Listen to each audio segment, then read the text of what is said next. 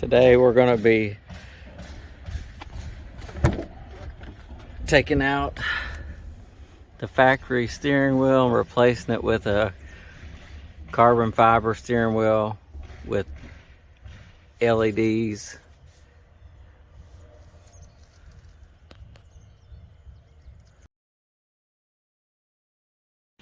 I want to do a quick unboxing of the new carbon fiber steering wheel that we bought. Not a whole lot to it. Once you get it open, you can see there's the steering wheel. Some instructions. It's connectors. And the reason they leave this one off, we went and bought the carbon fiber option for these side pieces. So this is, but this one's left off because you need access to the wiring. And that's pretty much it for the actual steering wheel. Oh, and one more thing. There is a little control box that you'll hook up to make the LEDs and stuff work.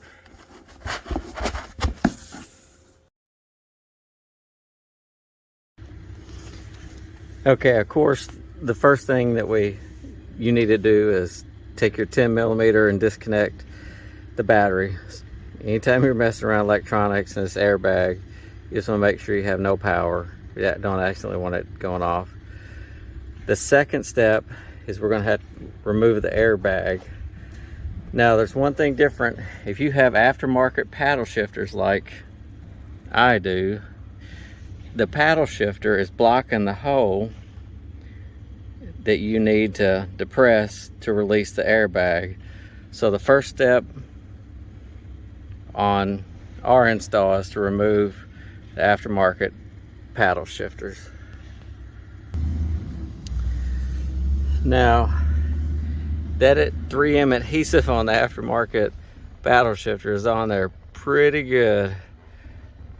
So to keep from breaking anything, what I found that worked was actually taking this little tool here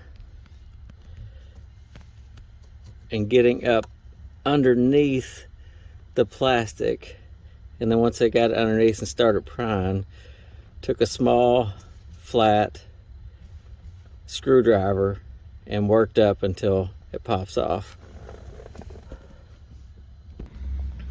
Okay, now that we got the aftermarket paddle shifters off, you can see the hole that we needed access to. Now, one thing you had to watch for taking off the aftermarket, because that 3M adhesive is so strong, if you didn't use the little hook tool like we did to get underneath, what'll actually happen is the back of the factory paddle shifter will want to separate and pull apart. So you have to make sure you get under. You can see that little crease, it's a two-piece. You just want to make sure you get underneath it, or you're going to pull it apart and break it. Now, for access to this hole, most people use an Allen wrench, no particular size. You just need a tool that can go on there, and when you put it in, you'll feel there's like a little spring action in there. You'll feel it push back. So you can use anything to put in the hole as long as you can press that little pin in. And once you press the pin in, you'll see the airbag will release. Once you've got that pressed in and released, then you can work over to the other side and release it. Now that we've got this airbag out, I wanted to give you an idea of what you were actually pressing against when you put your tool inside the hole. There's a little retaining clip, and when you're pressing, you're just moving that clip to release it. That's all you're doing. All right, now we'll disconnect the wires and completely remove it. You can see There's 3 sets of wires, connectors on the back, so we'll get those removed. Okay, I want to show you on these connectors, you see the little orange tab on top. You simply pop that tab up. And once you get that tab popped up, the connector will come right out. All right, now that we got the airbag removed, we can move on to the next step. Okay, to remove the center nut, it's just a 24mm. You can use an impact wrench, however you want to get it off. I figured I would use finesse and just use a regular socket to get it off. So now we're gonna take this off. Once you finally get the nut removed, the steering wheel, it may take a little pressure at first. The steering wheel will come right off. And then that's what you're left with. So now we'll take the steering wheel to the bench and we'll start taking the pieces off of it that we're going to need. Okay, now we got the steering wheel on the bench and we can start taking off all the pieces to transfer to the new one. And you can see all of them's held on by a T20 Torx bit we'll be using. So let me get these removed and we'll show you what it looks like afterwards. I want to show you there's also a T20 Torx bit underneath once you get the cover off. All right, now that everything's removed, I want to show you the back, how the wires route, because you'll want to remember that to help you when you go put back on the other one. All right, so I put the new steering wheel right beside the old. So hopefully we can just pull out and transfer over.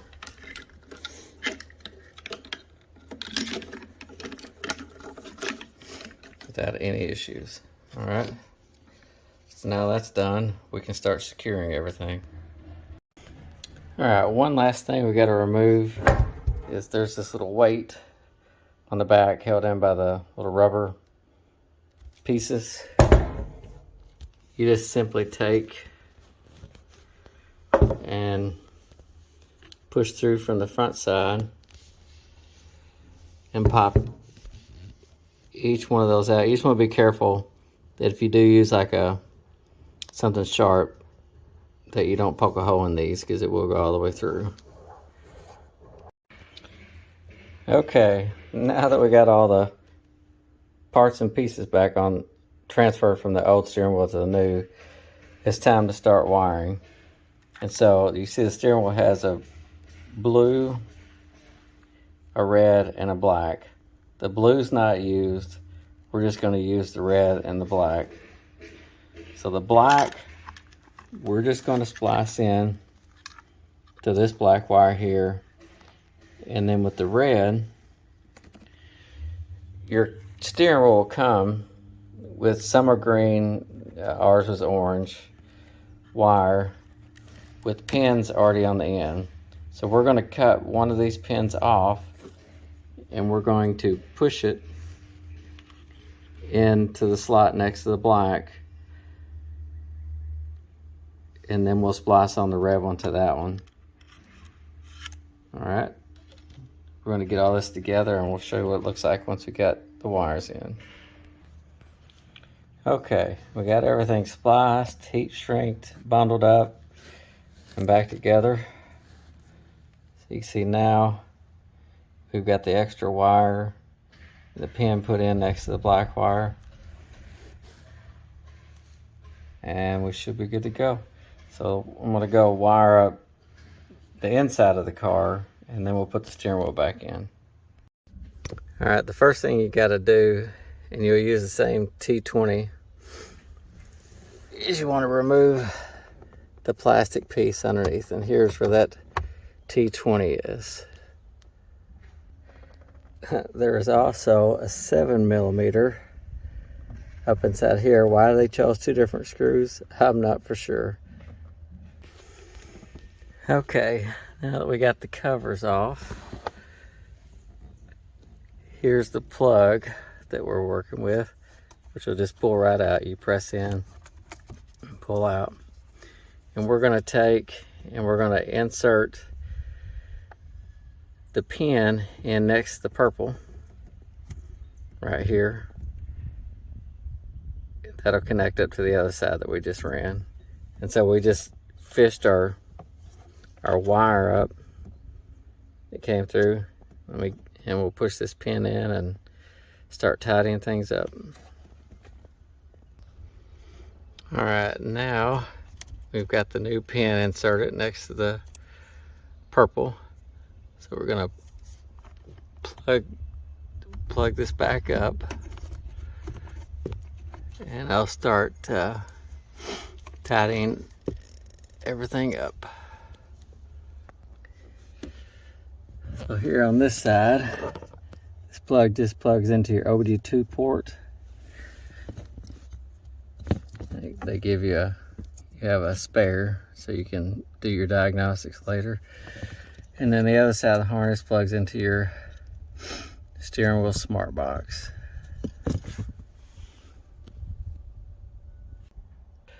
All right, we got the new steering wheel back in. Everything plugged up, bolted up. So now we'll get the airbag and put it back in. All right, now the moment of truth. Everything's back together. The batteries, I reconnected the battery. So now we're gonna start it up, see what happens.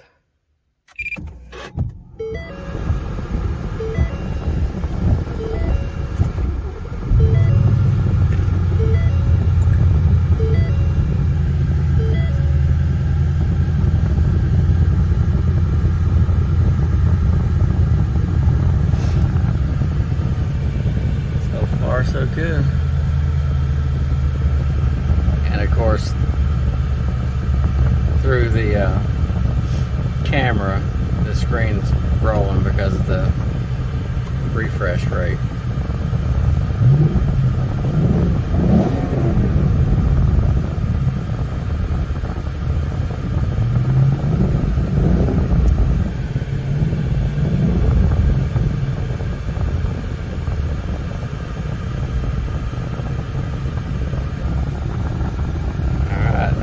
Tidy everything up, and we'll come back for one last visit to it.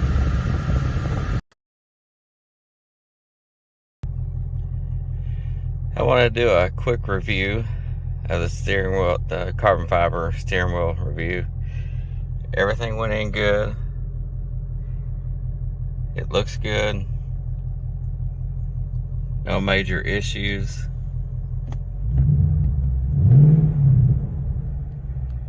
Did a road test with it. Everything's fine. The only thing you really have to be careful of when you first start driving is the buttons on the side that you use to program. It's easy when you're turning to accidentally push one of these buttons, and all it'll do is it changes the display or some of the settings. Real easy to get back, but that's one thing that'll take some getting used to. Overall, the install was pretty easy.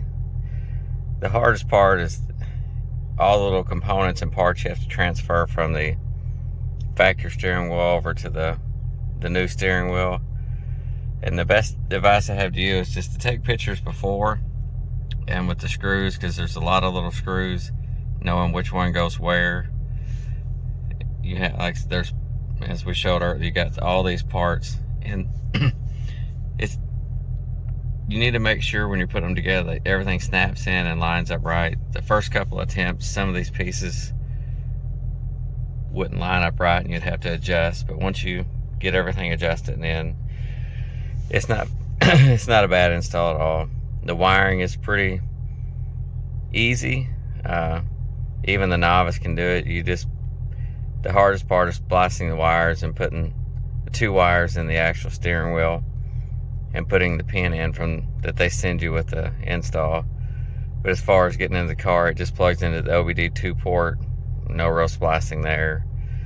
The only splicing you actually have to do is inside the steering wheel that we did on the bench with the red and the black wires.